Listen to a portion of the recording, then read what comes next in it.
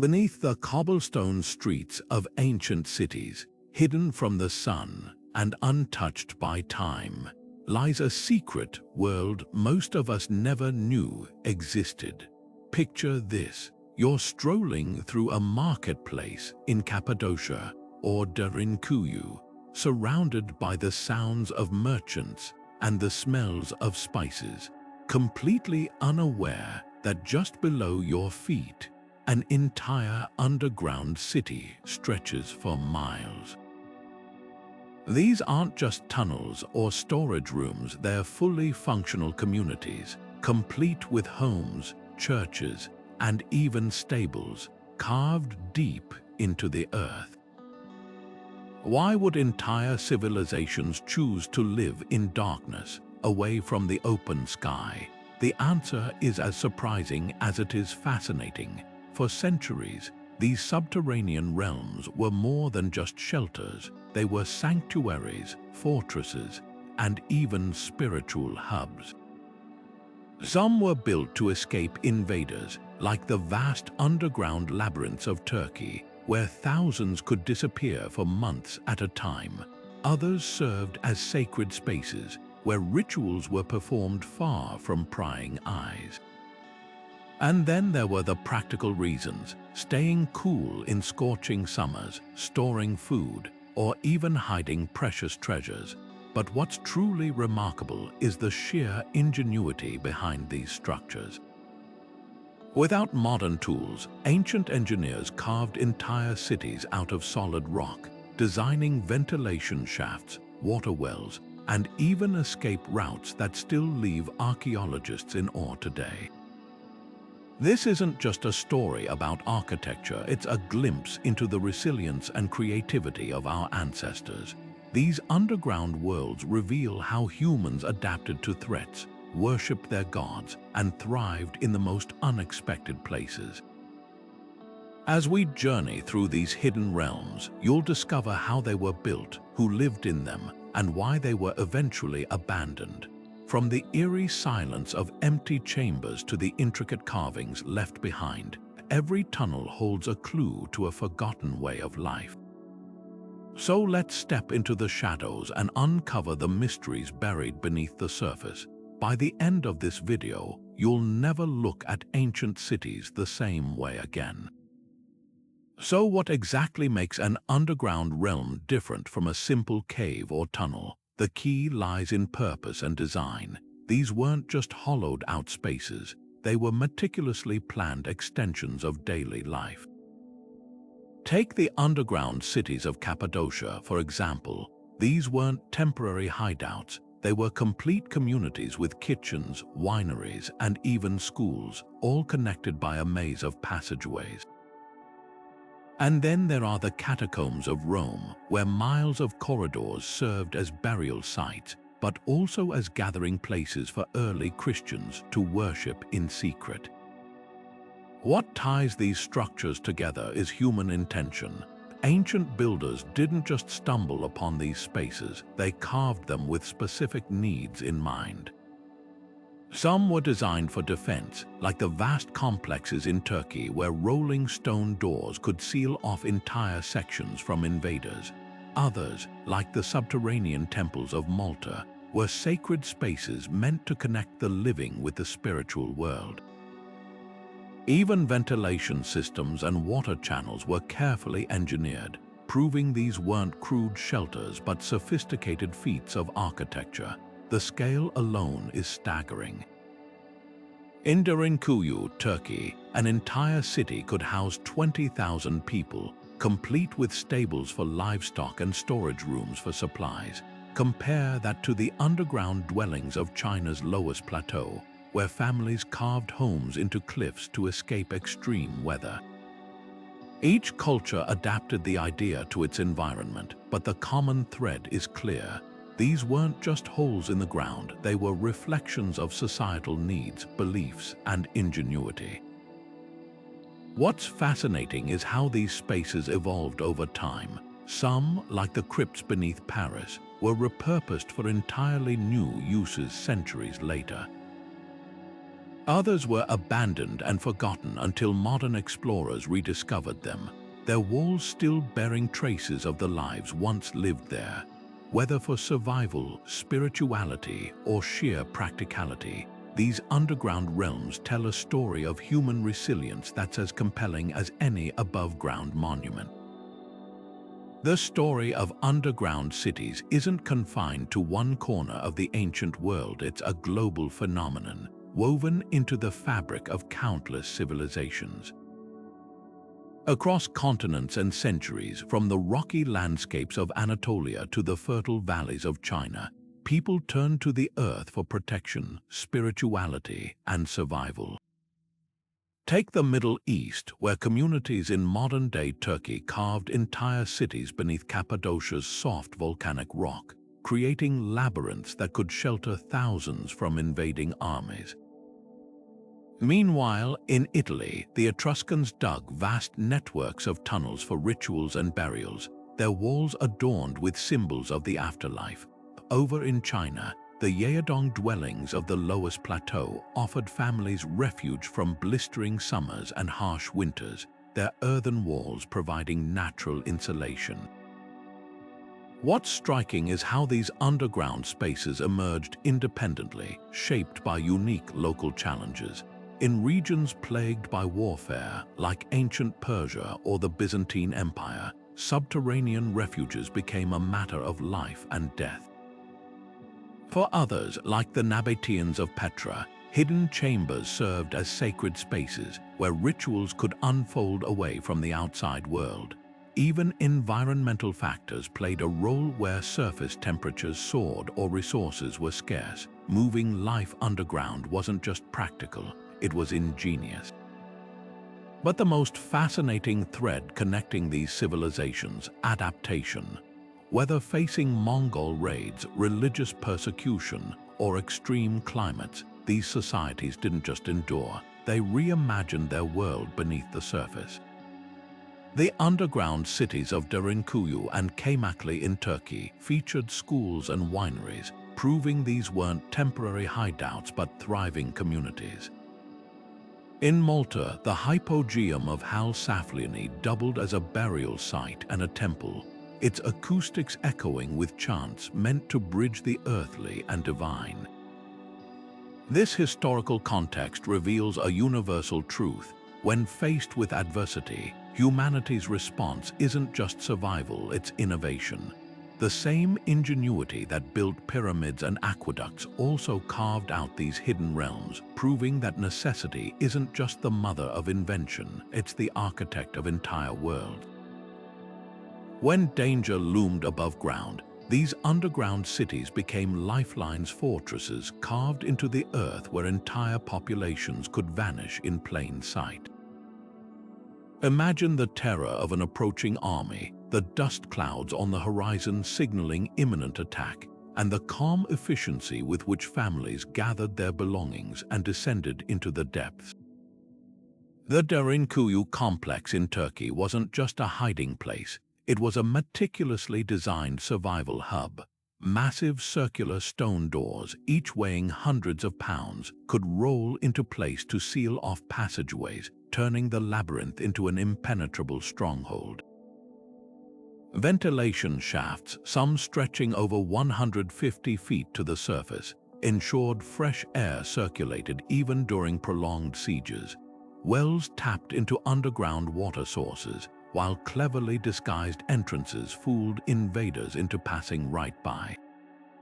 But survival wasn't just about physical barriers, it was about foresight. Storage rooms brimmed with grain, oil, and wine, enough to sustain thousands for months.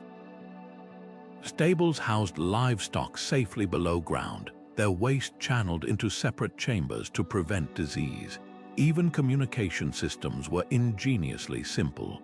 Narrow pipes carved between levels allowed whispers to travel, enabling coordination without alerting enemies above. The precision of these features reveals more than just engineering prowess. It shows a profound understanding of human psychology under siege.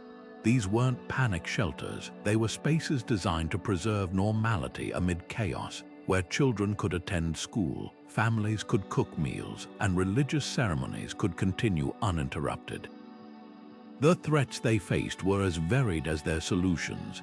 In Cappadocia, volcanic rock proved soft enough to carve yet sturdy enough to withstand earthquakes.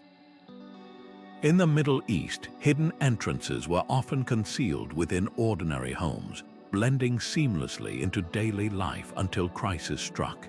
And in places like Orvieto, Italy, vertical staircases known as pozzos doubled as escape routes and water sources, their walls lined with handholds for quick ascents during emergencies. What's truly humbling is how these ancient societies anticipated every vulnerability. Smoke from cooking fires, chimneys were angled to disperse it invisibly. Fear of poisoned wells, multiple independent water systems ensured redundancy. Even sanitation was prioritized, with waste channels directing runoff away from living quarters. These details paint a picture not of desperation, but of meticulous planning, proof that for our ancestors, survival wasn't just about enduring, but about thriving against all odds. Their underground refuges stand as timeless testaments to human adaptability, where every carved wall tells a story of resilience written in stone. Long before modern air conditioning or heating systems, ancient societies mastered the art of climate control by simply going underground. The earth itself became their insulator, with layers of rock and soil acting as a natural barrier against the extremes of weather. In Cappadocia's underground cities, for example, temperatures hover around a comfortable 55 degrees Fahrenheit year-round, cool enough to escape the blistering summer heat but warm enough to fend off winter's chill. This stability wasn't just a happy accident. It was a calculated advantage, allowing communities to thrive in regions where surface conditions could be brutal. The science behind this natural insulation is surprisingly sophisticated. Underground thermal mass, the ability of materials like stone to absorb and slowly release heat, creates a delayed temperature response. While the surface might bake under the midday sun or freeze overnight, subterranean spaces remain balanced, their thick walls absorbing excess heat or cold and releasing it gradually. Ancient builders took this even further by designing ventilation shafts that harnessed wind currents, circulating air without drastic temperature swings. In places like Derinkuyu, these shafts weren't just functional. They were precision engineered, some extending over 100 feet to reach fresh air while maintaining the perfect internal climate. But the benefits went beyond comfort. Stable temperatures meant food could be stored for astonishingly long periods without spoiling. Wine cellars in ancient underground cities kept their vintages at ideal conditions, while grain silos carved into rock preserved harvests through droughts or sieges. In China's Yeyadong dwellings, families stored vegetables in underground chambers where they stayed fresh for months, a lifeline during harsh winters.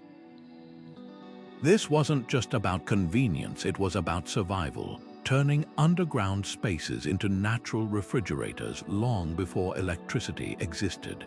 What's remarkable is how these principles were adapted globally.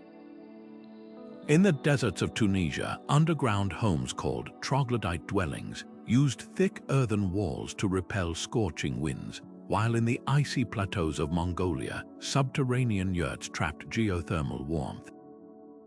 Even the ancient Egyptians leveraged underground cooling. Beneath the sun-baked sands, crypts and storage rooms maintained cool, dry conditions perfect for preserving everything from food to mummies. Each culture, facing its own climate challenges, arrived at the same brilliant solution: dig deeper and let the earth do the work. This mastery of passive climate control speaks to a deeper understanding of the environment, one that modern architects are only now rediscovering. Today, earth-sheltered buildings draw inspiration from these ancient designs, proving that sometimes the oldest solutions are the most sustainable. For our ancestors, living underground wasn't just a way to escape danger or worship in secret. It was a blueprint for harmony with the natural world, written in stone and soil. For many ancient civilizations, the earth beneath their feet wasn't just a place to hide or store food. It was a sacred realm, pulsing with spiritual energy. The underworld wasn't just a physical space, it was a gateway to the divine, a place where the living could commune with gods, ancestors, and the mysteries of the afterlife.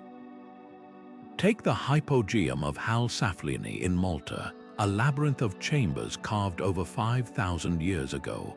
This wasn't merely a burial site, it was a temple where echoes still carry whispers of ancient chants, and where the acoustics of its oracle room suggest rituals meant to bridge the human and spiritual world. The walls, adorned with ochre spirals and carvings, tell a story of reverence, a belief that the earth itself held the power to connect the living with forces beyond their understanding. This spiritual connection wasn't unique to Malta. Across the Mediterranean, the Etruscans built vast necropolises beneath the Italian countryside, their tombs designed like homes for the dead, complete with frescoes depicting banquets and dances. For them, the underworld wasn't a place of fear but of continuity, where the deceased journeyed into a mirrored version of their earthly lives. Even the layout of these tombs reflected cosmic beliefs, with passages aligned to celestial events like solstices, turning underground spaces into celestial maps. In Turkey's Cappadocia, underground churches carved into the soft rock reveal another layer of sacred purpose. Hidden from persecutors, early Christians gathered in these candlelit chambers, their walls covered with frescoes of saints and biblical scenes. The darkness here wasn't oppressive, it was protective, a womb-like sanctuary where faith could flourish unseen. Similarly, in Egypt, the catacombs of Alexandria became a pilgrimage site, where visitors left offerings to gods like Anubis, the guardian of the dead, in chambers stacked with mummies and inscribed prayers. What ties these sites together is the idea of transformation. Underground spaces weren't just backdrops for rituals, they were active participants in spiritual experiences. The act of descending, whether into a crypt, a cave, or a temple, symbolized a journey into the unknown, a confrontation with mortality, or a rebirth. In Mesoamerica, the Mayans believed caves were mouths of the underworld, portals where shamans could speak with deities and bring back wisdom. The very act of carving into the earth may have been seen as sacred, a way to tap into the raw power of creation. These spiritual dimensions reveal something profound about human psychology, the need to make meaning of the unseen. When ancient builders chiseled their way into the rock, they weren't just creating shelter, they were crafting a bridge between worlds. The care taken in these spaces, from the precision of their alignments to the artistry of their decorations, speaks to a universal longing to touch something greater than ourselves. Today, as we walk these silent corridors, we're not just exploring ruins, we're stepping into the footprints of those who sought the divine in the dark. Beneath the surface of ordinary life, some of the most intriguing underground spaces weren't built for the masses. They were exclusive sanctuaries, accessible only to those deemed worthy. These hidden chambers weren't just about physical concealment. They safeguarded knowledge too potent, too sacred, or too dangerous for the uninitiated. Picture a dimly lit room deep beneath an ancient temple, its walls covered in cryptic symbols, where robed figures gathered by flickering torchlight to perform rituals whispered about but never fully understood. From the oracle chambers of Delphi to the subterranean meeting halls of Egypt's mystery schools, these spaces weren't merely architectural feats, they were vaults of secrecy, designed to separate the chosen few from the rest of the world. The allure of these spaces lies in what they might have protected. Some scholars believe underground chambers like the Vatican's necropolis or the caves beneath India's Ellora temples housed esoteric teachings, astronomical alignments, healing practices, or even philosophical doctrines considered too radical for public dissemination. In Crete, the labyrinthine tunnels beneath the palace of Knossos have long been tied to myths of the Minotaur, but some historians suggest they may have served as initiation grounds for priestly elites, where candidates faced symbolic trials to prove their readiness for higher wisdom. The very act of descending into darkness could have been part of the ritual, a metaphor for shedding ignorance before emerging enlightened. But secrecy often breeds speculation. The lack of written records from many of these societies has fueled theories about everything from lost technologies to suppressed spiritual truths.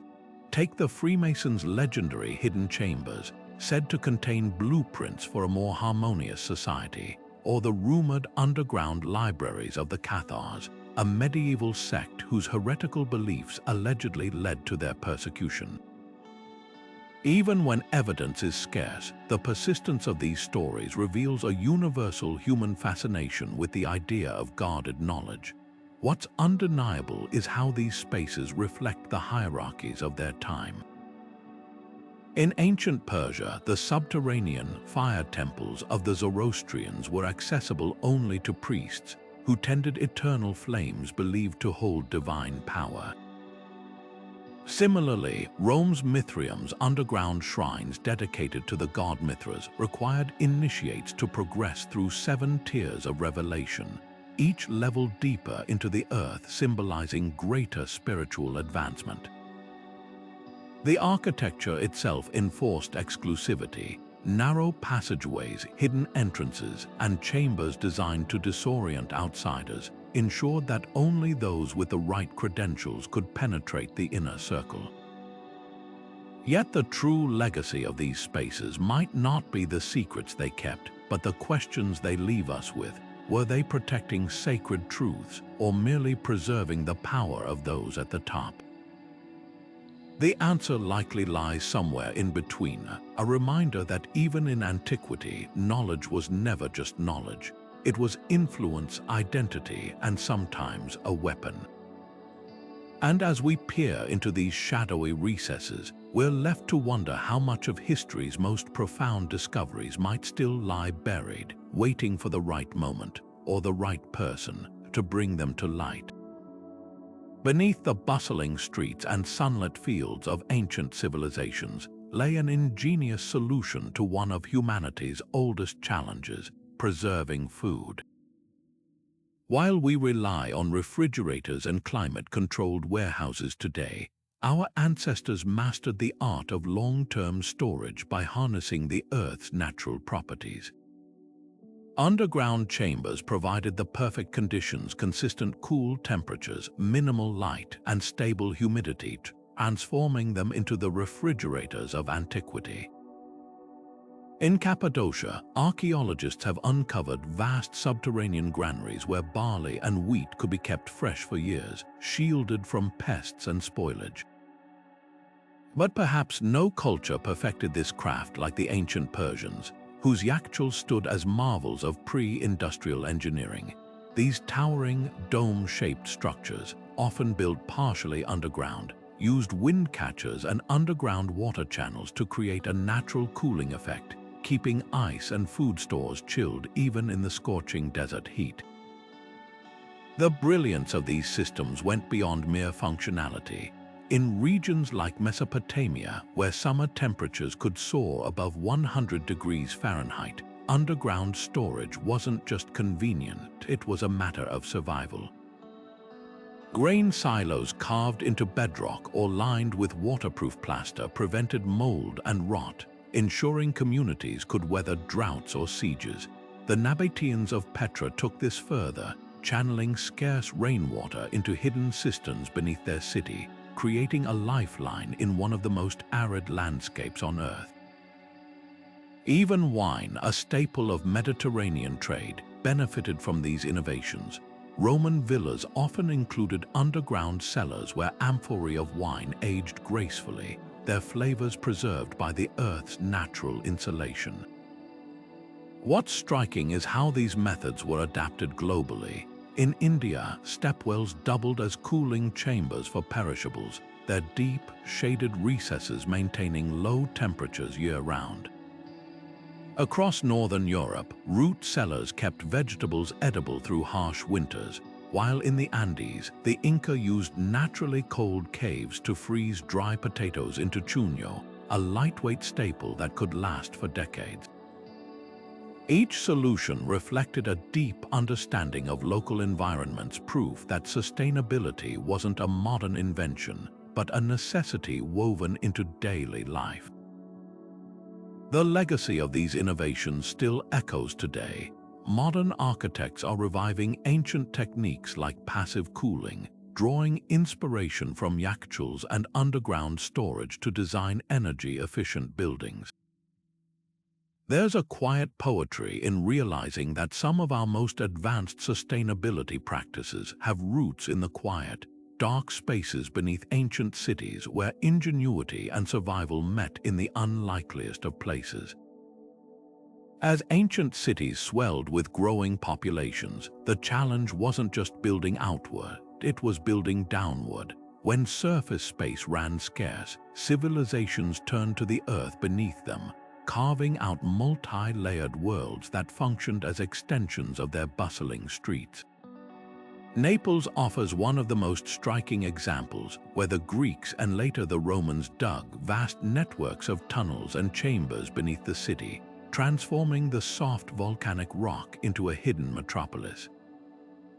These weren't just storage cellars or emergency shelters, they were fully integrated parts of urban life, housing everything from markets to workshops, all stacked vertically like a subterranean hive.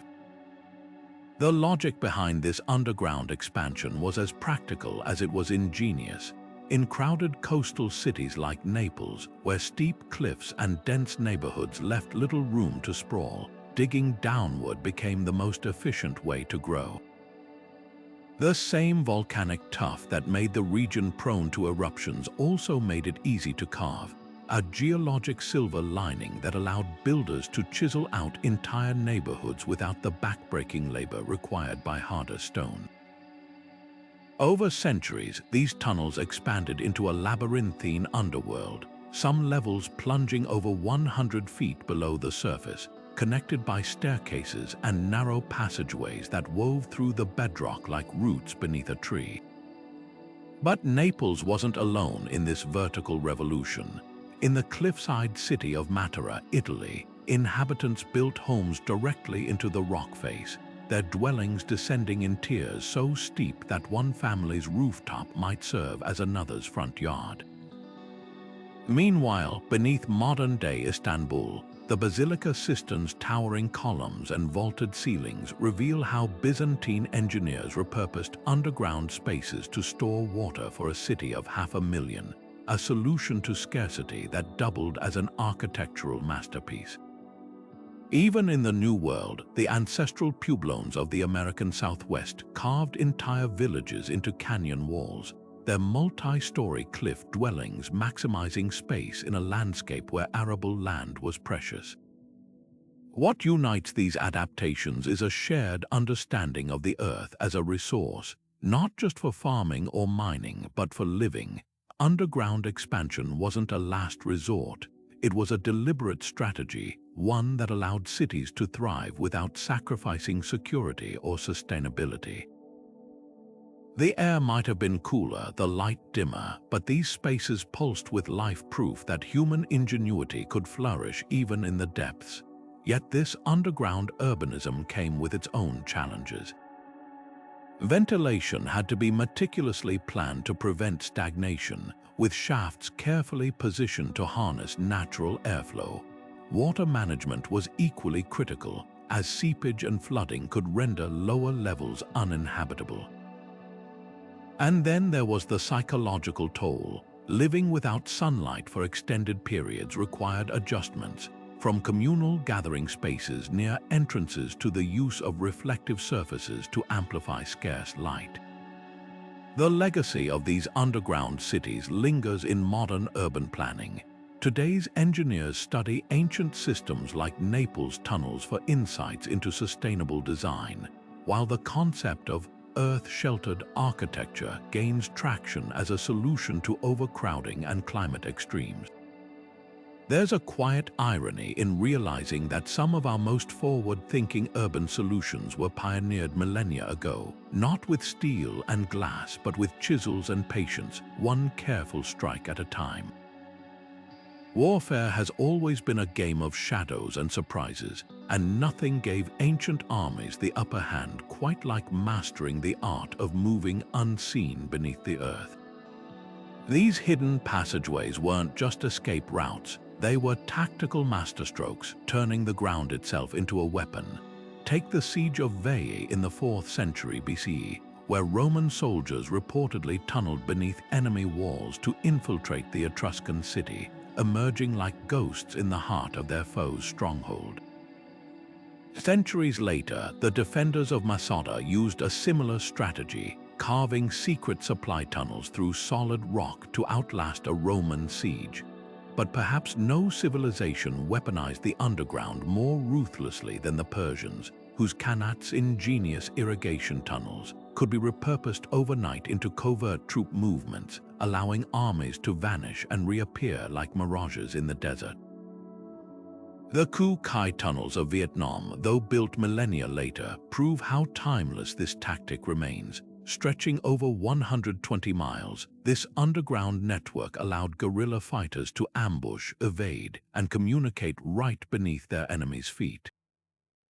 But the ancient world had its own versions. In Cappadocia, hidden tunnels connected distant cities, enabling defenders to regroup or strike without warning.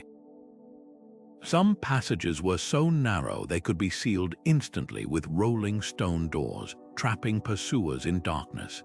Others featured decoy corridors that led to dead ends or hidden traps, early examples of psychological warfare designed to demoralize invaders. What's often overlooked is the sheer logistics behind these projects. Digging tunnels capable of supporting armies required not just labor but precision. Ventilation shafts had to be disguised as natural rock formations, while exit points emerged in unsuspected places inside wells, behind waterfalls, or even beneath the floors of enemy barracks. The ancient Sasanians of Persia took this further, engineering tunnels with built-in listening posts to eavesdrop on besieging forces above. Every detail, from the angle of ascent to the placement of footholds, was calculated to give defenders the advantage. But the most fascinating aspect, how these strategies blurred the line between myth and reality. The Greek legend of the Trojan horse has its underground counterpart in tales like the Siege of Amida, where Persian sappers allegedly undermined city walls while defenders slept. Whether fact or folklore, these stories reveal a universal truth. In war, the ground beneath your feet was never just dirt and rock. It was a chessboard, and the side that mastered its depths often held the winning move. Today, modern militaries still study these ancient systems, recognizing that even in an age of drones and satellites, the oldest tricks, like disappearing into the earth, still have their place.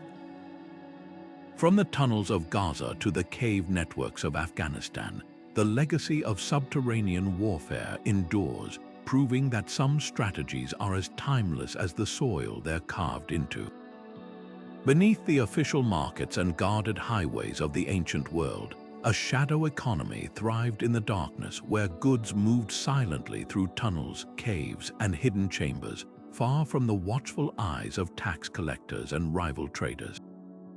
These weren't just shortcuts, they were lifelines for merchants dealing in everything from spices to silks, salt to sacred relics. In Cappadocia, archaeologists have uncovered tunnels wide enough for loaded donkeys to pass through, their walls still bearing the grooves of cartwheels that once carried contraband or untaxed goods. But perhaps no route embodied this clandestine trade more than the underground stretches of the Silk Road. where secret passages allowed luxury goods like Chinese porcelain and Roman glass to bypass bandits and corrupt officials. What drove this underground economy? The answer lies in the brutal realities of ancient commerce. Taxes could be crippling. Some empires demanded as much as half a trader's profits at official checkpoints. For goods like incense or myrrh, which were lightweight but astronomically valuable, avoiding these levies meant the difference between wealth and ruin.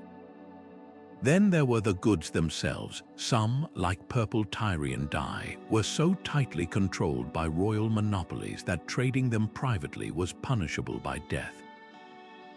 In Persia, underground Qanat tunnels, originally built for irrigation, doubled as smuggling routes for saffron and gemstones, their labyrinthine layouts perfect for losing pursuers. The ingenuity of these systems was staggering. In Malta, catacombs featured hidden side chambers where traders could stash goods mid-journey, marked by subtle carvings only initiates understood. Along the Nile, false tombs in the Valley of the Kings concealed not mummies, but caches of gold and ivory awaiting transport. Even the famed Derinkuyu complex in Turkey may have served dual purposes. While its upper levels housed families during invasions, deeper chambers could have stored smuggled goods, their entrances camouflaged as grain silos or wells. But the risks were as high as the rewards. Underground trade required trust, secrecy, and often bribes to local officials willing to look the other way. Some tunnels were designed with panic rooms, small, easily sealed chambers where merchants could hide with their wares if authorities raided the passage. Others included escape routes that emptied into unrelated buildings, like bakeries or bathhouses, to throw off pursuers. The most elaborate systems even had coded knock patterns or water-based signaling devices to warn of approaching danger. What's fascinating is how these networks adapted to different eras. When the Roman Empire cracked down on salt smuggling, traders in the Adriatic shifted to underwater caves, using weighted baskets to lower goods beneath patrol boats. In medieval Europe, wine merchants dug cellars that interconnected beneath city walls, creating a subterranean black market for untaxed vintages. These weren't just acts of rebellion, they were early forms of economic survival, proving that where there's profit to be made, human ingenuity will always find a way, even if it means carving that path straight through the earth itself. The legacy of these hidden trade routes lingers in modern smuggling tactics, from drug tunnels along the U.S. Mexico border to the Ayacucho tunnels, used by Japanese black market traders in the 19th century. But beyond their economic impact, these underground networks reveal a universal truth. Throughout history, the spaces beneath our feet have always been more than shelters or sacred sites. They've been the silent partners of commerce, the unrecorded arteries of wealth, and the proof that even in antiquity, the most lucrative deals were often struck where no one could see. Water was the lifeblood of ancient cities, and nowhere was this more evident than in the hidden networks that snaked beneath their streets. While grand aqueducts like Rome's might capture the imagination, the real magic happened underground, where engineers devised systems to store, filter, and distribute water with astonishing precision. Take the Basilica Cistern in Istanbul, a cavernous wonder supported by 336 marble columns, capable of holding over 2 million cubic feet of water, enough to sustain the city during months of siege or drought. But this wasn't just a giant tank. Its walls were lined with waterproof mortar and its ceiling designed to resist humidity, ensuring every drop remained pure. What's even more remarkable, the water flowed in through aqueducts from sources 12 miles away, all without a single pump, relying solely on gravity and careful elevation planning. Yet Istanbul's cistern was just one piece of a global puzzle. In the deserts of Petra, the Nabateans carved intricate channels into cliffs to redirect flash floods into hidden reservoirs, turning a barren landscape into an oasis. Their system was so efficient that some tunnels still function today, millennia after their construction. Over in ancient Carthage, engineers built underground cisterns so vast they could supply fresh water to a population of 500,000, using a network of interconnected chambers that acted like a subterranean sponge, absorbing and filtering rainwater before distributing it through lead pipes. Even the Minoans of Crete, over 3,000 years ago, had sophisticated stone conduits beneath their palaces that separated clean water from wastewater, an early form of urban plumbing that wouldn't be matched in Europe for centuries. The genius of these systems lay in their adaptability. In arid regions like Yemen's Wadi Hadramaut, underground channels called gales tapped into hidden aquifers, their paths carefully calculated to minimize evaporation. Meanwhile, in the wetlands of Mesopotamia, subterranean drainage systems prevented flooding by diverting excess water into holding basins, balancing the needs of agriculture and urban life. Some cultures even weaponized water management. The ancient Persians reportedly flooded tunnels to drown invading Roman miners during sieges, turning their own infrastructure against them. What's often overlooked is the social impact of these innovations. Reliable water access didn't just prevent thirst, it enabled public baths, fountains, and gardens, elevating quality of life in ways we still recognize today. The Roman Cloaca Maxima, one of history's earliest sewer systems, wasn't just practical. It symbolized civic pride, channeling waste away while showcasing engineering prowess. And in places like Xi'an, China, underground wells became communal gathering spots, their cool depths offering respite from summer heat as much as hydration. The legacy of these systems is all around us. Modern cities still rely on principles pioneered: underground gravity-fed distribution, layered filtration, and redundancy planning. But perhaps the most humbling lesson lies in their sustainability. These ancient engineers worked with nature, not against it, using topography and physics to achieve what today would require electricity and steel. Their solutions weren't just clever, they were timeless, proving that sometimes the deepest innovations are quite literally beneath our feet. The walls of these underground spaces were never just stone, they were canvases, etched with the fears, hopes, and stories of those who sought refuge or worship in the dark. From the delicate frescoes of Cappadocia's hidden churches to the eerie bone mosaics in Paris catacombs, every stroke and symbol served a purpose. In the dim glow of oil lamps, artists painted saints with halos that shimmered like real gold, while elsewhere, anonymous hands arranged skulls into patterns that blurred the line between mortality and art. These creations weren't mere decorations, they were conversations across time, left behind by people who believed their messages mattered enough to endure in the silence. Take the catacombs beneath Rome, where early Christians scratched fish symbols into the walls, a covert way to identify fellow believers during times of persecution. To the untrained eye, it might look like simple graffiti, but to the initiated, it was a lifeline, a whispered, "I am one of you," in a hostile world. Over in Malta, the hypogeum's spirals and red ochre handprints seemed to pulse with ritual significance, possibly mapping celestial cycles or echoing the rhythms of creation myths.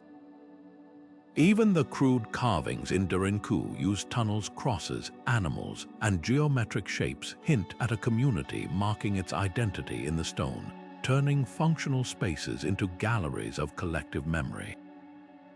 What's striking is how these artworks adapt to their environment.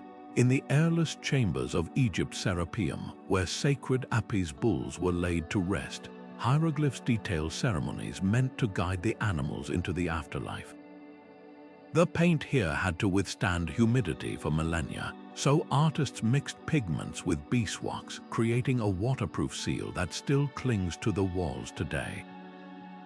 Contrast that with the catacombs of Palermo, where skeletons were dressed in finery and posed like macabre mannequins, a practice that turned death into a theatrical display, blending reverence with spectacle. The materials themselves tell a story of ingenuity. In Cappadocia, where volcanic rock was too soft for detailed carving, artists turned to paint, using minerals like lapis lazuli for blue and cinnabar for red, often trading over vast distances to secure these precious colors. Meanwhile, in the bone chapels of Portugal's Evora, skulls and femurs were arranged into arches and altars, transforming what could have been grim necessities of overcrowded cemeteries into meditations on the fragility of life. Perhaps the most poignant examples are the simplest. In the tunnels beneath Naples, children's handprints, small, smudged, and achingly human, appear beside adult ones, a reminder that these spaces weren't just for the dead or the devout. Families lived here, loved here, and left traces of their ordinary lives alongside the extraordinary. Whether sacred or mundane, these artworks share a common thread. They're proof that even in darkness, humanity's need to create, to communicate, and to make meaning never flickered out. And as we decode their symbols today, we're not just studying art, we're piecing together the quiet rebellions, the unshakable faiths, and the daily triumphs of people who refused to let the underground be a place of silence. Uncovering these hidden worlds isn't just about luck, it's a mix of patience, technology, and sometimes sheer serendipity. Take the rediscovery of Derinkuyu in Turkey, for example. In 1963, a local resident knocking down a wall in his basement stumbled upon a dark passage that led to an entire underground city, untouched for centuries. But most finds aren't so dramatic. Archaeologists often piece together clues from ancient texts, local folklore, or even subtle changes in the landscape like patches of vegetation that grow differently where hollow spaces lie beneath. Ground-penetrating radar has revolutionized the field, sending pulses into the earth to map chambers without lifting a shovel. In Rome, this technology recently revealed a network of tunnels beneath the baths of Caracalla, hinting at service passages used by thousands of laborers 2,000 years ago. Yet for every high-tech breakthrough, there's still a place for old-fashioned detective work. In Egypt's Valley of the Kings, researchers spent decades studying tomb robberies described in ancient papyri, tracing looted artifacts back to their origins to locate hidden burial chambers. Sometimes the smallest details crack the case. At Turkey's Nevşehir Castle, a team noticed air currents in a basement, a telltale sign of hidden voids, leading to the excavation of a sprawling Byzantine-era underground city in 2014. Even accidental discoveries play a role. Workers digging a subway line in Thessaloniki, Greece, unearthed a forgotten Roman necropolis, complete with gold-lined tombs beneath the bustling city. What's fascinating is how these discoveries keep rewriting history. The underground city of Niort in France, once thought to be a medieval hideout, turned out to have origins stretching back to the 3rd century, with graffiti left by World War I soldiers adding yet another layer to its story. Similarly, LiDAR scans in Central America have exposed vast cave systems beneath Mayan pyramids, suggesting these spaces weren't just ceremonial, they were integral to urban planning. Each find forces us to reconsider how ancient societies functioned, proving that their world was far more interconnected above and below ground than we ever imagined. The challenge now isn't just finding these sites but preserving them. Many underground spaces are dangerously fragile, their walls eroded by humidity or vibrations from modern construction. In Malta's Hal Saflieni hypogeum, strict visitor limits protect delicate carvings from human breath. Meanwhile, digital archaeology offers a solution. 3D scanning projects, like those mapping Rome's catacombs, create virtual replicas so detailed that researchers can study brushstrokes on frescoes without risking damage to the originals. As technology advances, who knows what else lies waiting in the dark? With every scan, every radar pulse, we're peeling back layers of time, not just to admire the past, but to listen to it. Because these underground realms aren't just holes in the ground, they're time capsules whispering secrets about how people lived, worshipped, and survived. And the next big discovery might be just beneath our feet, hidden in plain sight. Preserving these underground wonders is no small feat. They've survived centuries, even millennia, but now face threats their builders never imagined. Humidity seeping into Cappadocia's frescoed churches causes pigments to flake away, while the breath of thousands of tourists in Malta's hypogeum raises carbon dioxide levels, slowly dissolving ancient limestone carvings. Even well-intentioned visitors leave behind microscopic oils from their skin, altering the delicate chemistry of stone walls. But the dangers aren't just inside the caves. Up on the surface, urban sprawl and modern construction send vibrations through the earth, destabilizing fragile tunnels. In Naples, subway expansions have unearthed Roman ruins, but also risked collapsing undiscovered chambers hidden just beyond the construction zone. The balancing act between sharing these sites and shielding them is incredibly complex. Take Derinkuyu in Turkey, where officials once allowed unlimited access until they noticed foot traffic wearing grooves into staircases carved by hand 2,000 years ago. Now, timed tickets and restricted pathways protect the most vulnerable areas, while replica sections let visitors experience the underground without touching the original stone. Similarly, France's Lascaux Cave, home to prehistoric paintings, was closed entirely after algae spawned by artificial lighting began devouring the artwork. Today, an exact replica stands nearby, painstakingly recreated down to the last brushstroke, so the public can marvel at the copies while the originals rest in darkness. Technology is stepping in to help. Lasers now map crumbling passageways with millimeter precision, creating digital twins that archaeologists can study without disturbing the sites. In Rome's catacombs, climate-controlled glass corridors allow visitors to walk among ancient graves, while sensors monitor temperature and humidity in real time. Some teams are even experimenting with biocides, natural bacteria-killing coatings, to slow decay on murals without damaging their colors, but the most promising innovations might be invisible. At Petra, drones equipped with thermal cameras detect moisture buildup in hidden chambers before it triggers erosion, while machine learning algorithms predict which areas need intervention based on decades of environmental data.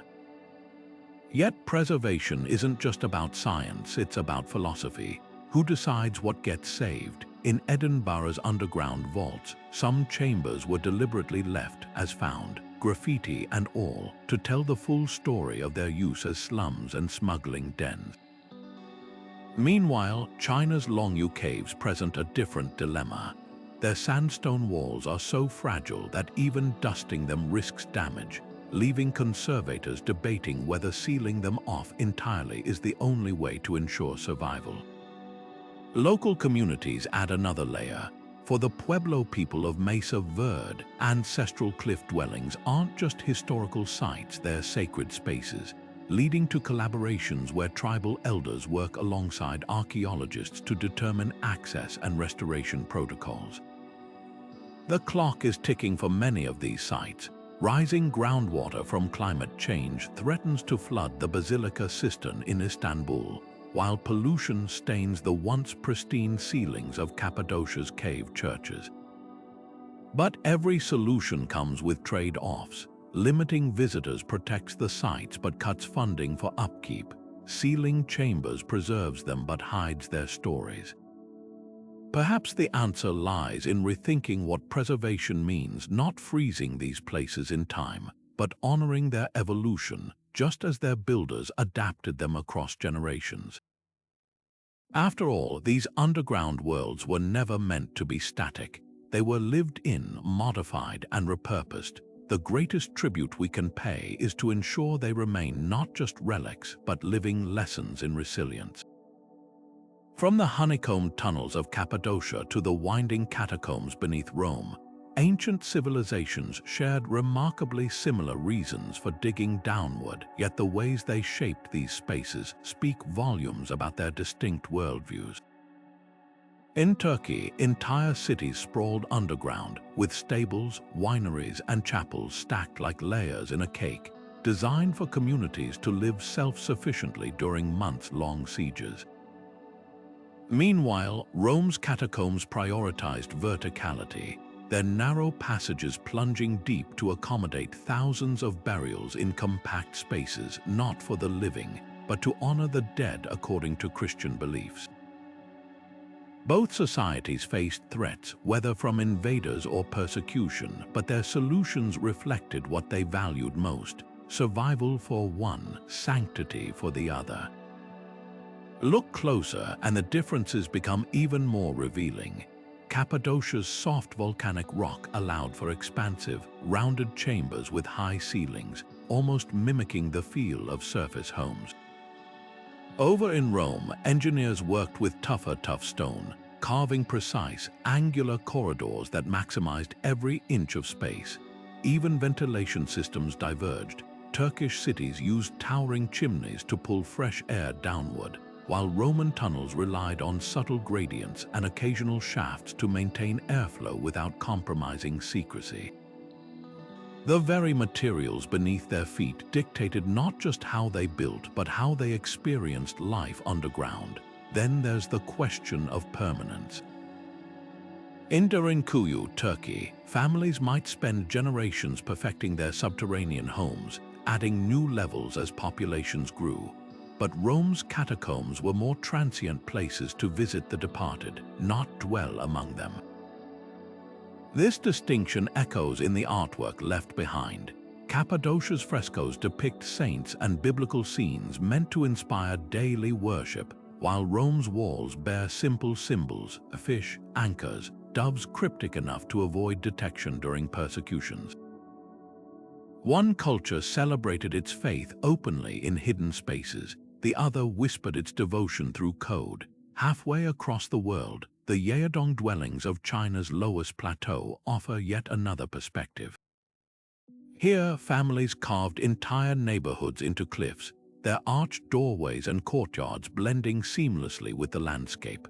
Unlike Cappadocia's defensive labyrinths or Rome's summer tunnels, these were sunlit spaces, designed for generational living rather than emergency refuge. Yet they shared the same core principle: working with the earth, not against it. Whether in Turkey's warrens or China's terraced caves, these civilizations understood that survival wasn't about conquering nature, it was about adapting to its contours. The most striking parallel, though, lies in what these spaces reveal about human ingenuity under pressure. From the rolling stone doors of Cappadocia to the hidden cisterns of Petra, each culture engineered solutions that turned limitations into strengths.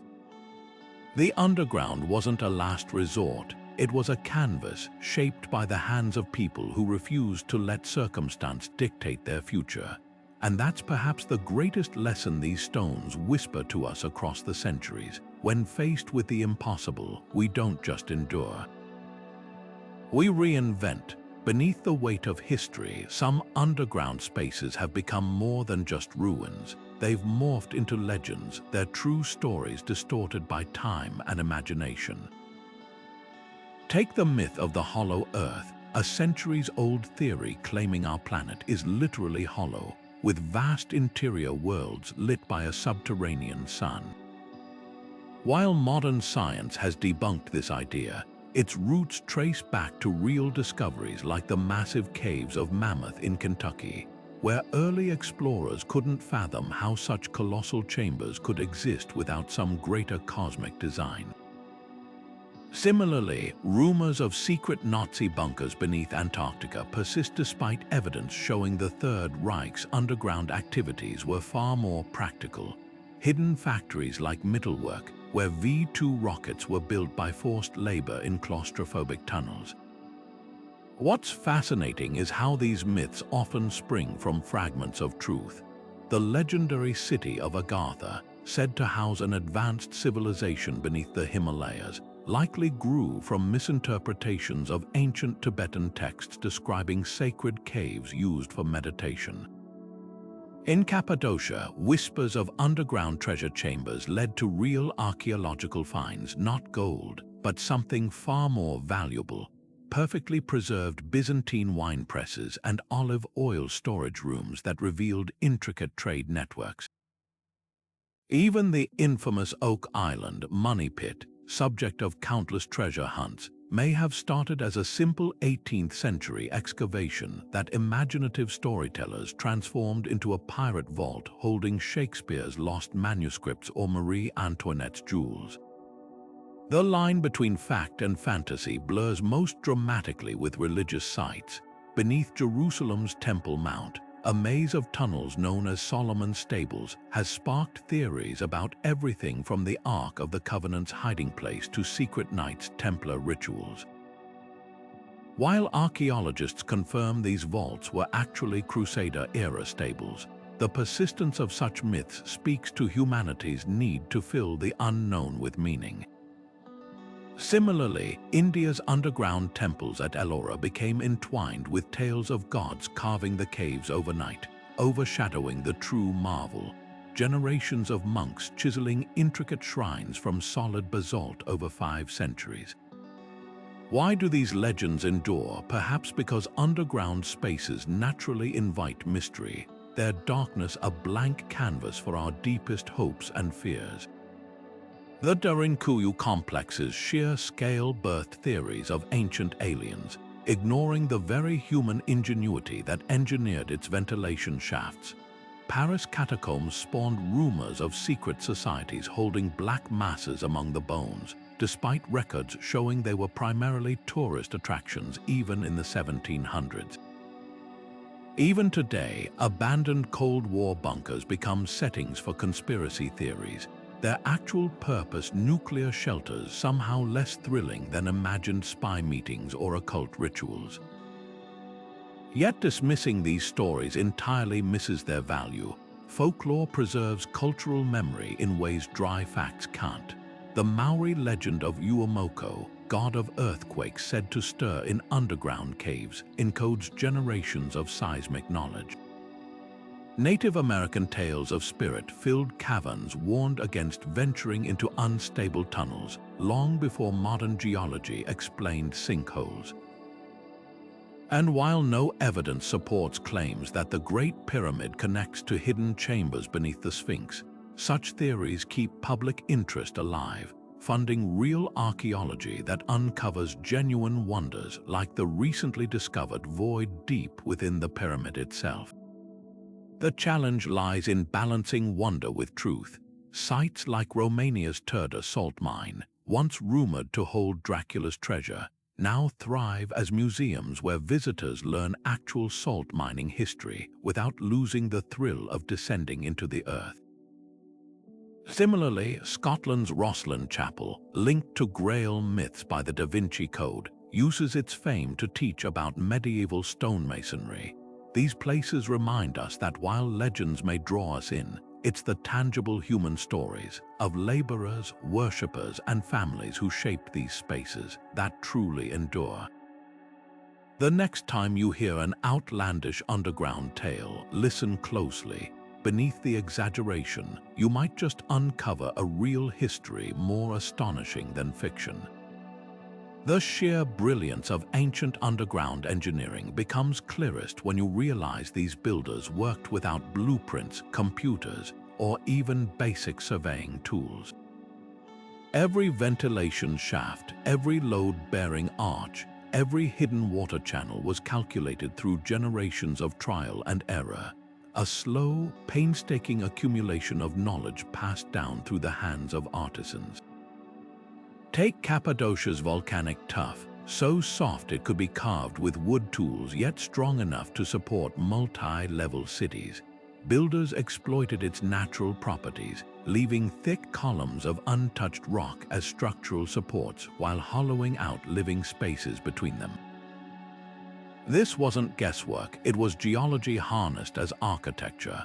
Ventilation systems reveal even deeper sophistication.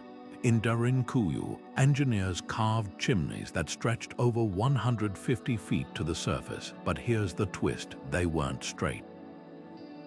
Curved shafts prevented enemy attacks from above while leveraging the venturi effect, where wind speed increases as it moves through narrow passages, creating natural airflow. Some tunnels included carbon filters, layers of porous volcanic stone that purified incoming air.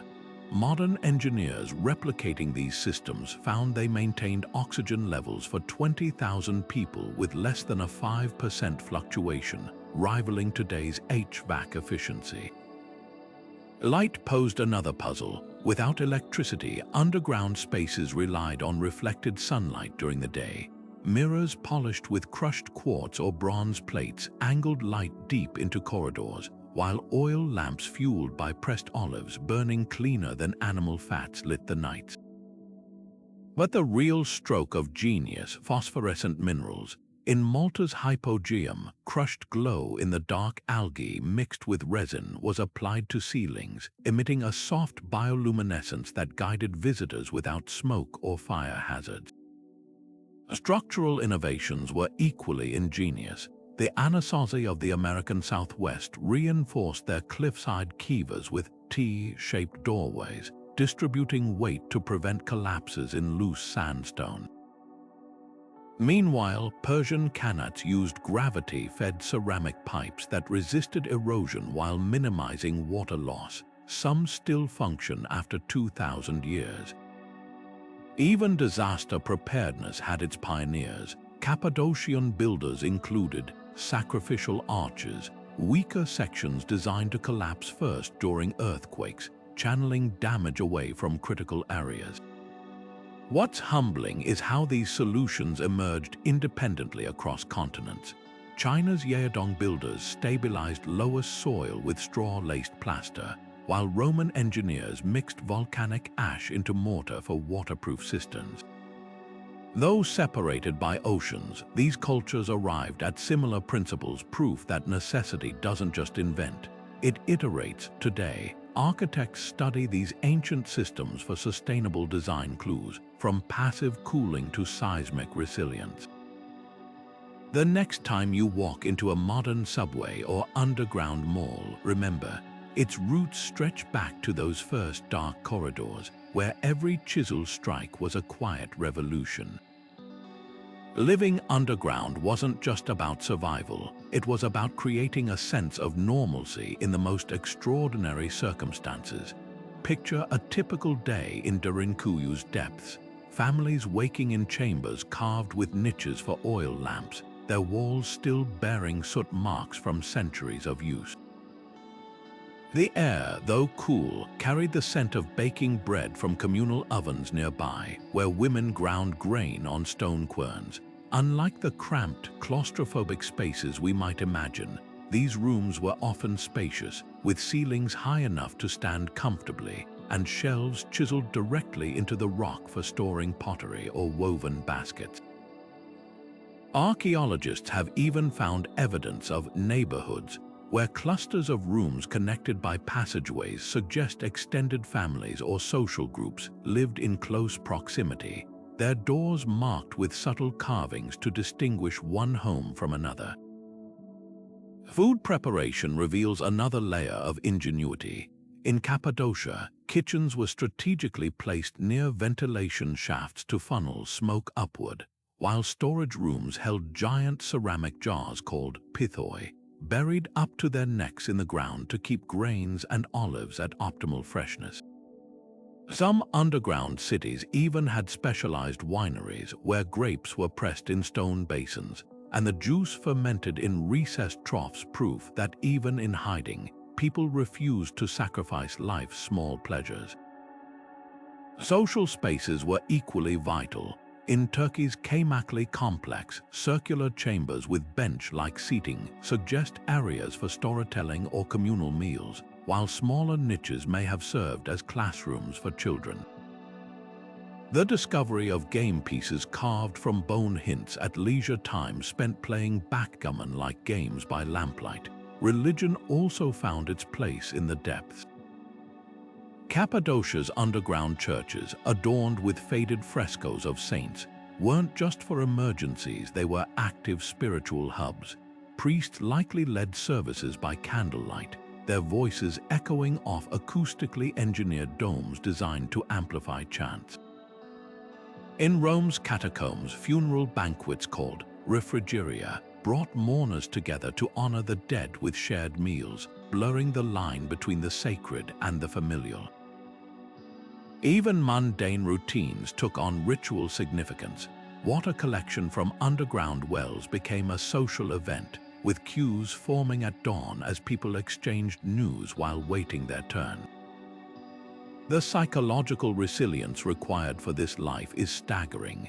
Without natural sunlight, communities developed workarounds, rotating shifts to surface gardens, marking time by the arrival of fresh air through ventilation shafts at predictable intervals. In China's Yeyadong dwellings, courtyards carved upward into cliffs allowed sunlight to filter into lower levels, while reflective metal plates bounced light deeper into tunnels. The absence of day and night cycles might explain another curious find. Many underground settlements show evidence of rigid routines, like set meal times or designated quiet hours, possibly to maintain order and mental well-being in perpetual twilight. What emerges from these fragments isn't a story of grim endurance, but one of adaptation.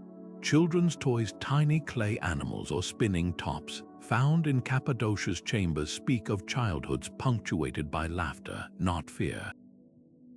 The remains of cosmetics and jewelry in Orvieto's tunnels suggest vanity and identity persisted even underground, and the graffiti, names, prayers, or simple doodles etched into walls whispers the most human truth of all.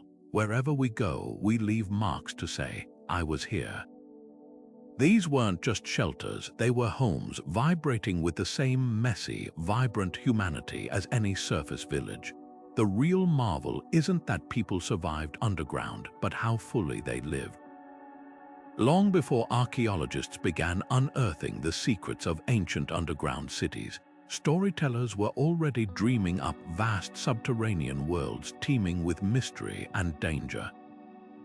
Jules Verne's journey to the center of the Earth ignited the modern imagination in 1864. Sending readers plummeting through volcanic tubes into a hidden realm of glowing fungi and prehistoric beasts. Though pure fiction, Verne's vision tapped into a very real human fascination, the idea that beneath our feet lay uncharted territories, ripe for exploration. Fast forward to today, and underground realms remain a staple of pop culture. From the sprawling dwarven cities of The Lord of the Rings to the post-apocalyptic vaults of the Fallout series. But what's intriguing is how often these fictional depictions echo or distort the truths of real subterranean history. Take the Moria mines in Tolkien's Middle-earth with their towering pillars and labyrinthine passages. The author drew inspiration from ancient underground wonders like Petra and Cappadocia, blending their grandeur with mythical elements like Balrogs and Mithril. Yet while Tolkien's dwarves mined for treasure, real underground cities were built for survival, their treasures being grain stores and freshwater springs. Similarly, video games like Skyrim or Dark Souls fill their underground dungeons with traps and monsters, a far cry from the carefully engineered communal spaces of Derinkuyu. But these exaggerations aren't just artistic license, they reflect our primal fear of the unknown, turning historical fact into allegories for isolation and resilience. Some portrayals, though, come startlingly close to reality. The glooming caverns in Dungeons and Dragons mirror the multi-level structure of Cappadocia's cities, complete with hidden escape routes. Even Star Wars' underground rebel base on Hoth owes a debt to real-world wartime hideouts like Vietnam's Ku Kai tunnels. And then there's The Descent, a horror film that weaponizes claustrophobia in cave systems eerily reminiscent of Turkey's underground labyrinths, proof that truth can be as terrifying as fantasy. But pop culture doesn't just borrow from history, it shapes it. After Indiana Jones raided lost temples, public interest in underground archaeology skyrocketed. Games like Assassin's Creed weave real sites like Malta's Hypogeum into their narratives, sparking curiosity about their real-world counterparts. The downside. Misconceptions take root. Many now imagine ancient underground cities as dark, monster-filled ruins, rather than the vibrant communities they once were. The most enduring trope, the underground as a place of transformation, hits closest to home. From Alice's adventures in Wonderland to The Matrix, descending symbolizes rebirth or revelation. Ancient societies understood this intuitively. Their underground temples and initiation chambers served similar purposes. Today's stories just swap gods for gravity-defying physics or alien civilizations. The through line is clear. Whether in myth or Minecraft, we still see the underground as a canvas for our deepest fears and wildest dreams. And perhaps that's why these fictional realms resonate so powerfully. They're not just escapes but mirrors, reflecting our timeless urge to dig deeper, both into the earth and into ourselves. Ancient underground cities weren't just feats of survival. They were masterclasses in sustainability, operating with an efficiency that puts many modern systems to shame. What makes these structures so remarkable isn't simply their existence, but how they harmonized with their environments. In Cappadocia, for instance, the natural insulation of volcanic rock kept interiors at a steady 55 degrees Fahrenheit year-round, eliminating the need for energy-intensive heating or cooling. Today's architects are taking notes, with earth-sheltered buildings borrowing this ancient approach to slash energy consumption by up to 80% compared to conventional structures. The very material these cities were carved from, soft yet stable tough stone, acted as a thermal battery, absorbing excess heat by day and slowly releasing it at night, a principle now being revived in modern passive solar designs. Water conservation in these underground networks was equally ingenious. The Nabateans of Petra transformed one of the driest landscapes on Earth into a thriving hub by channeling scarce rainwater through a system of underground cisterns and tunnels. Their methods, using gravity-fed channels and sedimentation basins to filter water naturally, are being replicated in contemporary drought-prone regions like California, where engineers are adapting these ancient techniques to recharge depleted aquifers. Even waste management had its sustainable solutions. In Derinkuyu, separate chambers for livestock waste prevented groundwater contamination while creating natural fertilizer, a closed-loop system that modern organic farms are only now rediscovering. Perhaps the most striking lesson lies in their minimalistic resource use. Without access to modern machinery, builders worked with what the earth provided, repurposing every byproduct. Stone chips from excavations became paving materials, while excavated soil was mixed with straw to create plaster. This zero-waste mentality extended to daily life. Olive pits found in Cappadocia's trash pits show they were burned as fuel, while discarded animal bones were carved into tools. Compare that to today's construction industry, where 30% of materials end up in landfills, and the contrast is sobering. The adaptability of these spaces offers another blueprint for our climate-challenged era. When surface conditions grew hostile, whether through drought, warfare, or temperature extremes, underground cities allowed communities to persist without abandoning their homes. In an age of rising sea levels and extreme weather, this flexibility is more relevant than ever. Cities like Singapore are already experimenting with underground reservoirs and hydroponic farms, while Norway's seed vault in Svalbard takes a page from ancient storage wisdom, using natural permafrost to preserve biodiversity. What these ancient builders understood instinctively, that sustainability isn't about dominating nature but collaborating with it, might be their greatest legacy. From ventilation shafts aligned with prevailing winds to food storage systems that required no electricity, every innovation was rooted in observation and patience. As we face the urgent need to reduce carbon footprints and conserve resources, their quiet genius whispers a powerful reminder. Sometimes, the most advanced solutions are the ones that have been beneath our feet all along. Even with modern technology mapping every corner of our planet, vast sections of these underground worlds remain untouched, sealed chambers with unbroken dust, tunnels collapsing into darkness, and inscriptions carved in forgotten scripts. In Turkey alone, less than 10% of Cappadocia's subterranean network has been fully excavated, leaving hundreds of potential doorways still buried. Some lead to dead ends, but others hint at undiscovered levels, like the rumors of a third underground city beneath Derinkuyu and Kamakli, connected by a passageway so long that local legends claim it runs for miles. Then there's the mystery of Malta's hypogeum, where acoustic tests reveal the existence of chambers too deep or unstable to access, their walls possibly covered in art or writing that could rewrite our understanding of Neolithic spirituality. The greatest enigmas often lie in the details. In Rome's catacombs, archaeologists still puzzle over symbols scratched into niches, not Christian icons, but strange geometric patterns that match no known alphabet. Similar markings appear in Tunisia's underground granaries and as far east as India's Barabar caves, suggesting a shared visual language predating trade routes. Even more tantalizing are the blocking stones found in Egypt's Serapeum Massif, precisely cut slabs weighing up to 70 tons, sealing chambers that, when opened in the 19th century, contained only empty sarcophagi. What they once protected, or why such effort was made to hide emptiness, remains one of archaeology's quietest riddles. New technologies are peeling back layers without lifting a shovel.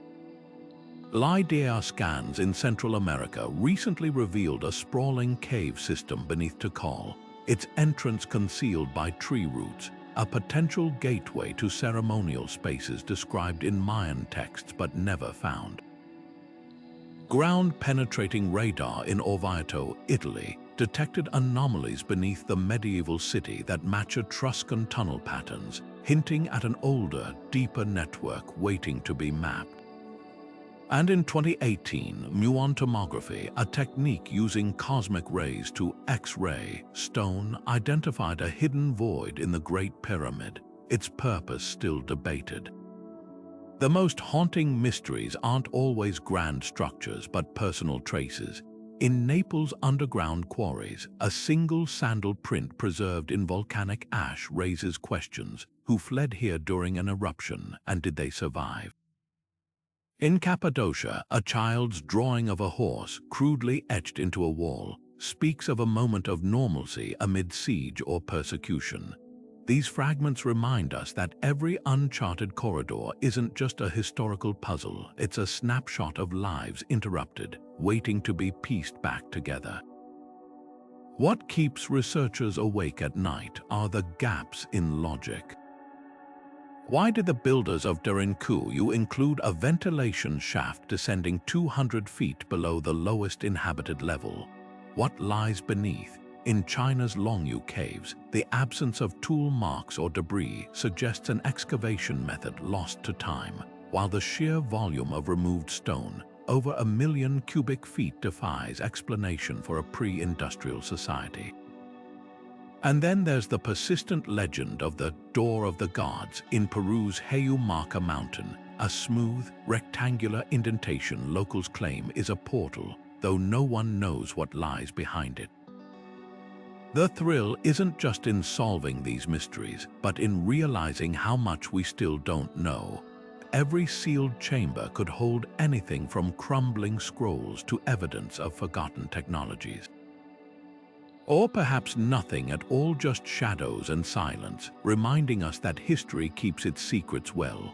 One thing's certain, as long as there are stones left unturned, or in this case, tunnels left unlit, the story of our past is far from finished. The Earth itself was the first architect of these underground cities, their shapes and locations dictated by the very rock beneath builders' feet. In Cappadocia, the soft volcanic tuff proved ideal for carving, so malleable that a skilled worker could hollow out a room in weeks using simple bronze tools, yet sturdy enough to support multiple stories when left as load-bearing columns. This wasn't just convenient geology, it was a collaboration between human need and natural opportunity. The same volcanic eruptions that once threatened surface dwellers had gifted them the perfect material for subterranean refuge, their pyroclastic flows leaving behind a honeycomb of partially formed cavities that ancient engineers expanded into sprawling complexes. Other regions adapted to their own geological realities. The limestone bedrock of Malta's hypogeum allowed for intricate carvings and smooth, rounded chambers that mirrored above-ground temples, while the sandstone cliffs of Petra in Jordan enabled the Nabateans to chisel elaborate facades directly into canyon walls before tunneling inward. Contrast this with China's lowest plateau, where wind-blown silt compacted over millennia created a soil firm enough to carve yet soft enough to dig without metal tools, resulting in the distinctive arched Yeodong dwellings that remain cool in summer and warm in winter. Each environment presented unique challenges. In Rome's hard volcanic basalt, tunnelers needed iron picks and slave labor to make progress, while in the American Southwest, ancestral pueblones exploited natural sandstone alcoves, reinforcing them with masonry rather than starting from scratch. Water played an equally pivotal role in determining where underground construction could thrive. Areas with high water tables like Mesoamerica required ingenious drainage systems to prevent flooding, while desert regions like Tunisia's Matmata Plateau relied on tapping hidden aquifers through vertical shafts. Some of the most impressive hydrological feats appear in Persia's Qanat systems, where tunnelers followed natural underground water channels, sometimes for miles, to bring life-giving streams to the surface without wasteful evaporation. The presence or absence of water didn't just influence construction methods, it dictated whether a subterranean settlement could survive long-term.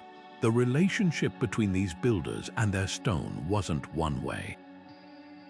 Over generations, they learned to read the earth like a living material, identifying fracture lines to avoid collapses, selecting rock layers with ideal porosity for ventilation, and even using mineral deposits as natural signposts. In Cappadocia, experienced diggers could tell by the color and texture of the tuff whether a wall needed reinforcement, while the Etruscans mapped their tunnel networks along natural fault lines that provided structural stability. This accumulated wisdom transformed what might seem like limitations: brittle stone, narrow passages, variable densities into advantages, proving that true ingenuity lies not in conquering nature, but in understanding its language. Modern geologists studying these sites continue uncovering new layers of sophistication. Spectral analysis reveals how builders in Derinkuyu deliberately chose volcanic layers rich in zeolite minerals for food storage areas. These naturally filtered bacteria from the air, extending shelf life long before the science of preservation was understood. Similarly, the acoustic properties of Malta's hypogeum's Globigerina limestone weren't accidental. Certain chambers amplify specific frequencies that induce meditative states, suggesting Neolithic builders possessed an intuitive grasp of psychoacoustics. The stones themselves, when examined closely, tell a story of trial and error, of generations refining their craft until the boundary between natural formation and human intervention blurred into artistry.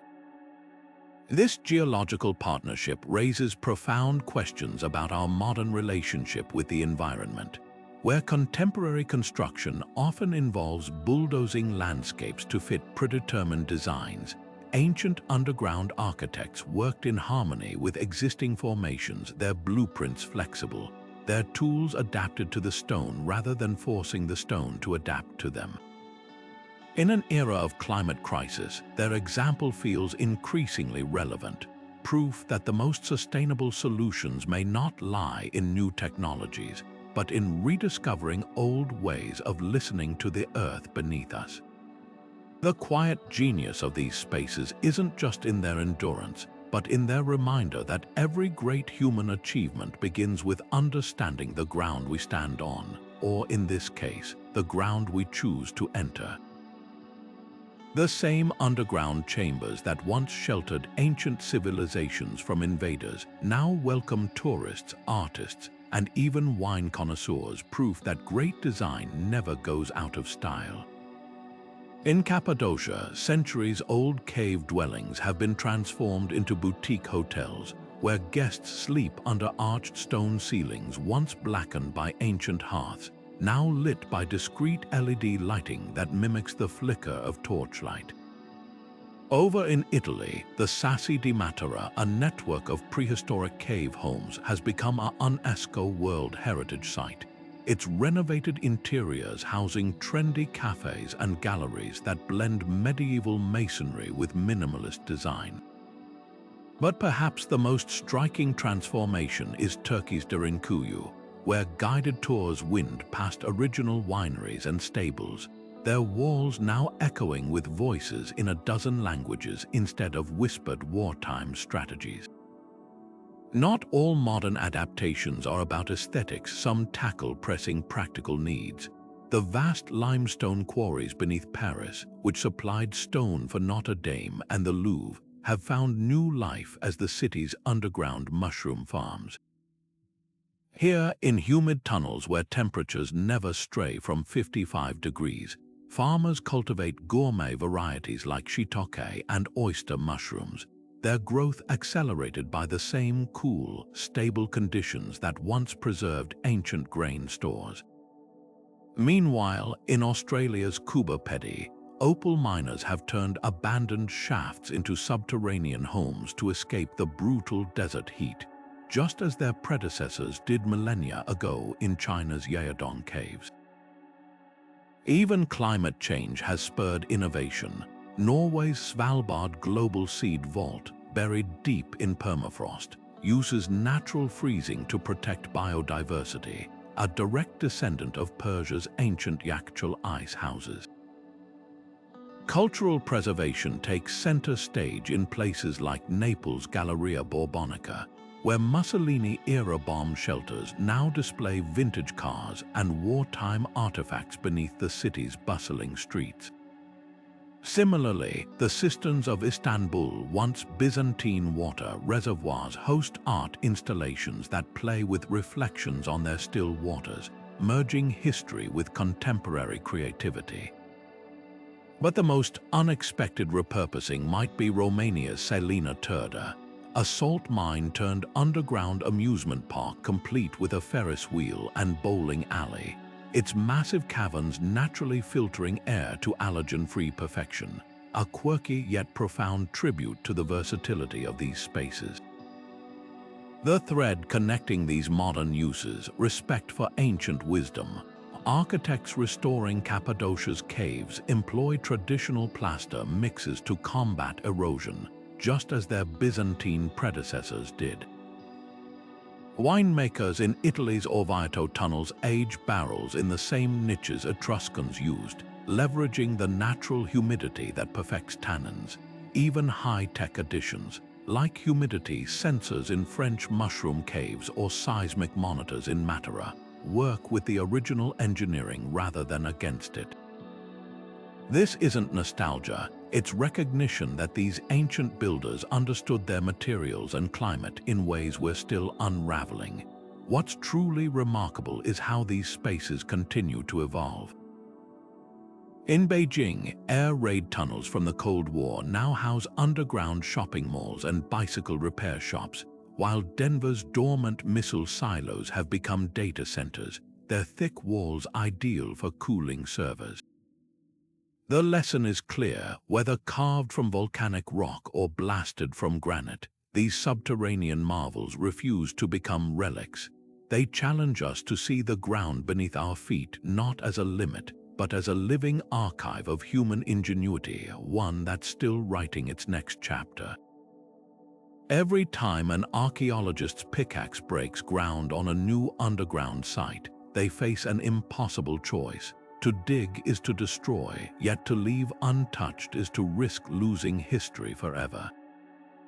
This tension between exploration and preservation isn't just academic, it's a moral tightrope walked by researchers from Cappadocia to Peru.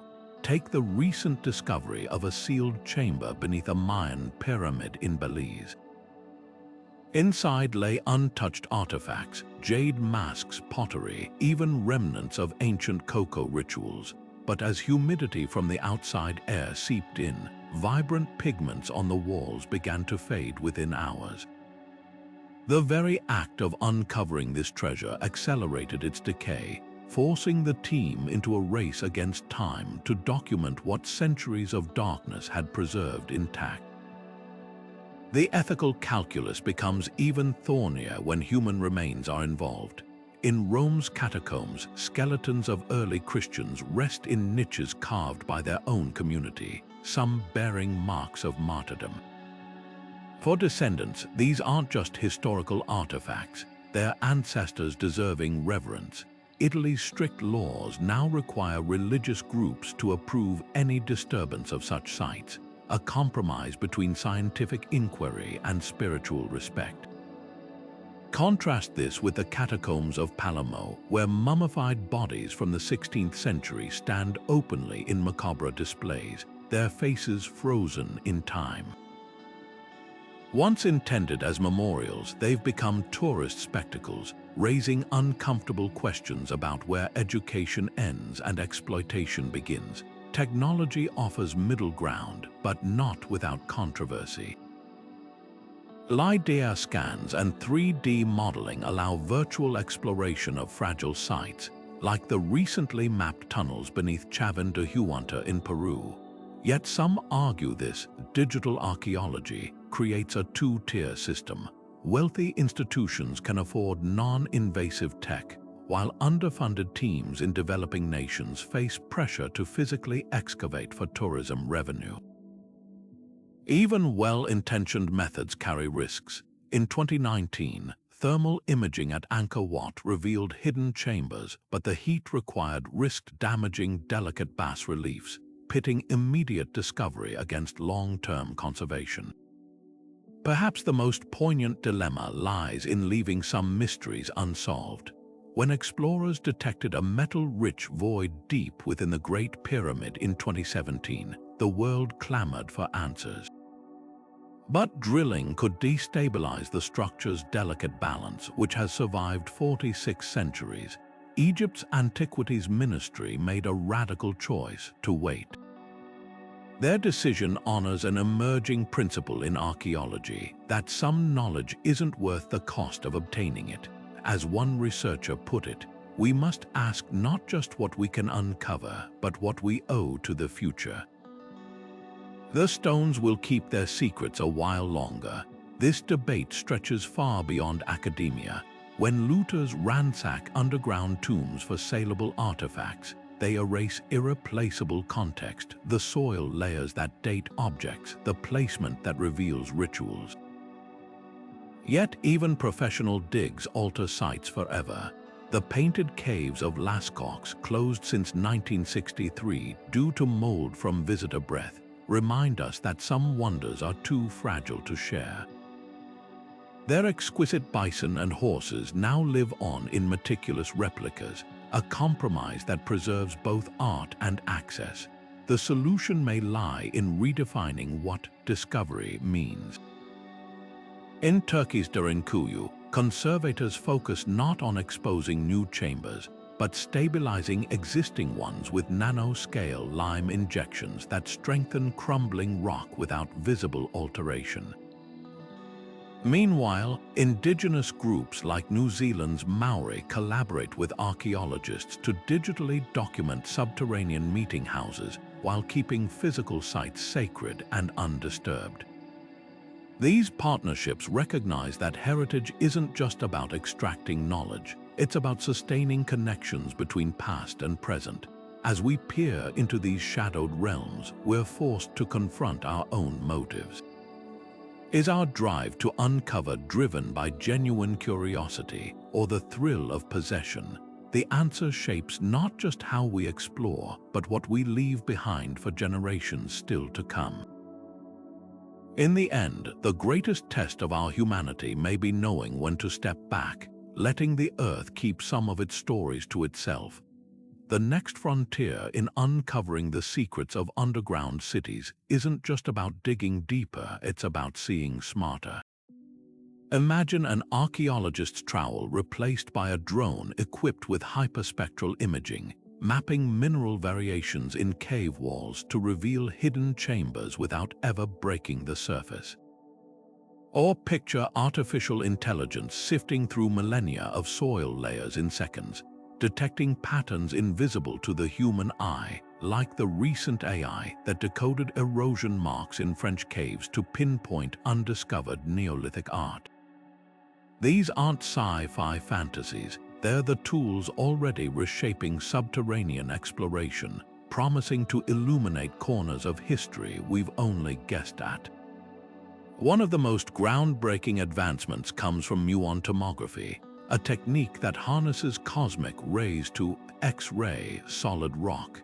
In 2017, this technology uncovered a void the size of a jumbo jet deep within the Great Pyramid, a space that could rewrite our understanding of ancient Egyptian engineering. Now, researchers are adapting it to scan entire underground networks, from Cappadocia's uncharted tunnels to the rumored extensions beneath Malta's hypogeum. Unlike traditional ground-penetrating radar, which struggles with dense stone, muons penetrate hundreds of meters, revealing voids, artifacts, or even organic remains hidden for millennia. The implications are staggering. We might soon map entire subterranean cities down to the last storage jar without lifting a shovel. But technology alone isn't the key. It's the fusion of disciplines that's unlocking new questions. Geologists collaborating with historians recently proved that Cappadocia's builders deliberately selected volcanic layers rich in zeolite for food storage areas, exploiting the mineral's natural antibacterial properties centuries before germ theory. Meanwhile, bioarchaeologists analyzing soil microbes in Rome's catacombs have reconstructed diets and diseases of early Christian communities from traces left in burial niches. Even linguists are contributing, using AI to cross-reference symbols found in global underground sites, searching for a shared visual language that might predate known writing systems. The most tantalizing possibilities lie in the gaps between what we've found and what legends insist exists. Take the persistent rumors of a third massive city beneath Derinkuyu and Kamakli, hinted at by anomalous air currents in deep tunnels. Or the whispers of a library cave in China's Mogao grottos, said to hold thousands of sealed manuscripts. Emerging tech like quantum gravimeters, devices that detect minute variations in underground density, could confirm or debunk these myths within years. Similarly, advances in environmental DNA analysis might let us identify the plants, animals, and even people who inhabited these spaces from mere dust particles clinging to walls. Yet for all our tools, some challenges remain beautifully human. Deciphering the purpose of a chamber isn't just about its dimensions or contents, but understanding the minds of those who carved it. Why did Neolithic builders in Malta's hypogeum design certain chambers to resonate at frequencies that induced trance states? What compelled the Nabateans to align Petra's water channels with celestial events? These aren't puzzles for scanners alone. They require anthropologists, psychologists, and even acousticians to piece together the cultural logic behind the stone. The future of underground exploration isn't just about finding new spaces, it's about redefining how we listen to them. As robotics miniaturize, swarms of insect-sized drones could navigate narrow fissures, relaying 3D maps in real time. Augmented reality might soon let researchers walk through digitally reconstructed tunnels collapsed for centuries, their goggles overlaying frescoes as they once appeared in torchlight. And with blockchain, we could create immutable records of every artifact's original position, ending the guesswork that plagues older excavations. What's truly exhilarating is realizing how much we don't know. Less than 10% of Cappadocia's underground network has been fully documented. Rome's catacombs still yield new burial chambers, and entire civilizations like the Elamites in Iran left subterranean complexes barely studied. Each discovery doesn't just add to history, it rewrites it. The next decade may reveal subterranean trade routes connecting distant cultures, or sacred spaces that reshape our understanding of ancient spirituality. One thing's certain, the Earth still holds stories we've yet to imagine, waiting for the right combination of curiosity and technology to bring them into the light. The underground realms of ancient societies aren't just relics of the past, they're mirrors reflecting humanity's unshakable will to thrive against all odds. Consider this: while we build towering skyscrapers to reach the clouds, our ancestors burrowed into the earth, not as retreat but as reinvention. These hidden cities and sacred tunnels reveal a profound truth, that human ingenuity doesn't just flourish in sunlight. It adapts, transforms, and even shines brightest when forced underground by war, climate, or faith. Take Derinkuyu's 20,000-person refuge, where families lived for months with livestock, fresh water, and even schools operating beneath invading armies. Or Malta's hypogeum, where acoustically engineered chambers turned stone into instruments for rituals bridging worlds. Each chisel mark tells a story of ordinary people achieving extraordinary feats with nothing but determination and simple tools. What makes these underground wonders truly timeless is how they challenge our modern assumptions. We might see darkness and confinement, but ancient builders saw opportunity: natural refrigeration in Cappadocia's food stores, perfect acoustics in Maltese temples, or climate control in China's Yeodong dwellings. Their solutions weren't just practical, they were poetic, blending necessity with artistry. The frescoes adorning Cappadocia's hidden churches weren't mere decorations. They were acts of defiance, ensuring beauty persisted even in hiding. The spiral carvings in Newgrange's underground passages weren't random. They tracked solstices with precision rivaling modern observatories. These weren't people merely surviving. They were cultivating culture in the most unlikely places. Perhaps the most humbling lesson lies in their sustainability. While our concrete jungles guzzle energy, these underground communities worked with nature's rhythms, using thermal mass for temperature control, gravity for water distribution, and ventilation shafts designed like musical instruments to harness wind. Modern architects now study these principles for eco-friendly designs, proving ancient wisdom still holds answers. From Turkey to Tunisia, these sites whisper a radical idea: that advanced living doesn't require dominating the environment but collaborating with it.